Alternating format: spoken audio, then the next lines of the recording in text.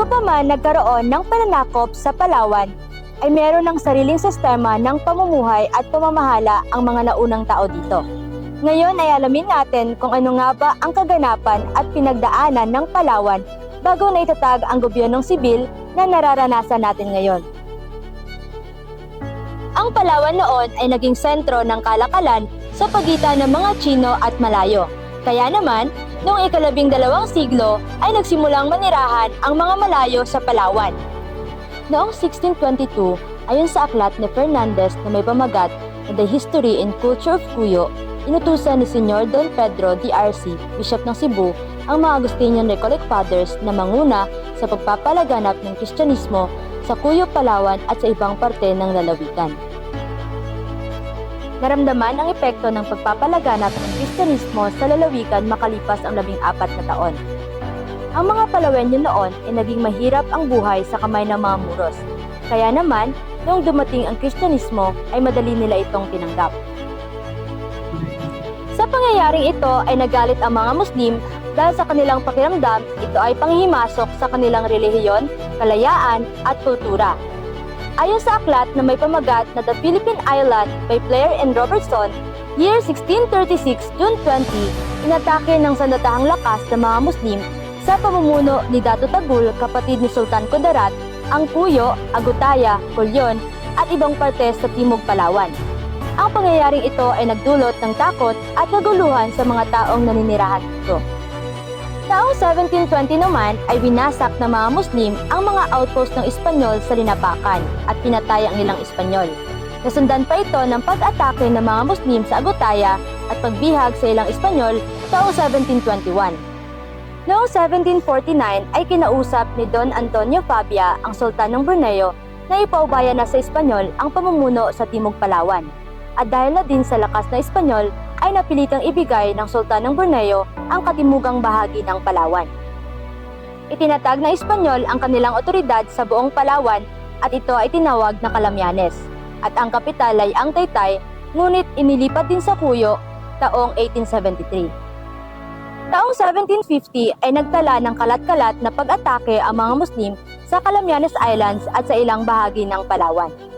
Ito ay paghihiganti sa Hukbo, Espanya sa pagtatag nila ng kampanya laban sa mga Mindanaoans, Jolawans at Borneans. Sa loob ng 6 na buwan, December 1753 hanggang June 1754, ay matagumpay na nadepensahan ng mga Cuyunos ang kanilang isla laban sa mga Muslim na desididong sakupin ang kanilang lugar. Dahil sa kanilang katagumpayan at katapangan na ipinakita, sila ay binigyan ng exemption sa pagbabayad ng buwis ng Gobernador General ng Espanya. Ang Asturias naman ay binubuo ng Timog Palawan na sumasakop ngayon sa Puerto Princesa, Aborlan, Nara, Quezon, Rizal, Sopronio Española, Brox Point, Batarasa at Balabac. Noong December 10, 1898 ay nagkaroon ng kasunduan sa Paris o mas kilala sa tawag na Treaty of Paris. Sa kasunduang ito ay isinuko ng Espanyol ang Pilipinas sa Amerikano sa halagang 20 milyong dolyar. June 23, 1902, pagkatapos ng gera laban sa mga Amerikano, ay tinatag ang gobyernong sibil ng Paragua sa hilagang bahagi ng Kapuluan. Naging kabisira nito ay ang Cuyo at si Major John Brown ang unang itinalaga bilang gobernador. Noong 1900 ay pinalitan ang pangalan ng Paragua. Ito ay ginawang Palawan at isinama na ang katimugang bahagi ng Palawan. Ang kabisira nito ay inilipat sa Puerto Princesa sa ilalim ng Philippine Commission Act 1363.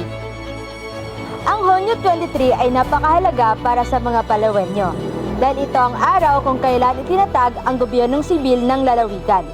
Dahil ito ay nagpapakita ng paglipat mula sa military administration patungo sa civilian-led government. At bilang pag-alaala ay pinagdiriwang ang pinakatampok na Baragatan Festival. Ito ang pagdiriwang ng kasaysayan at kultura ng lalawigan ng Palawan. Sa pagdiriwang na ito ay sama-samang nakikisa at nagpapakita ng mayamang kultura ang 23 munisipyo na nasasakupan nito.